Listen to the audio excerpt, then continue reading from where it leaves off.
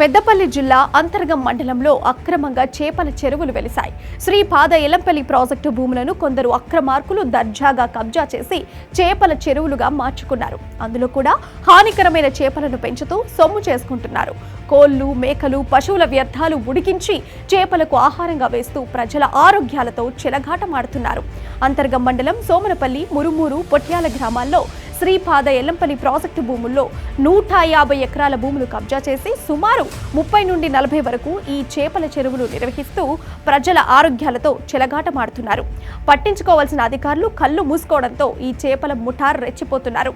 Yellampalli project నుంచి pipe line ద్వారా చెరువుల్లో నీళ్లు నింపుకొని మెయిన్ రోడ్ నుంచి చెరువుల వరకు ట్రాన్స్పోర్ట్ కోసం లారీ వెళ్లే విధంగా మట్టి రోడ్ సైతం వేసుకున్నారు.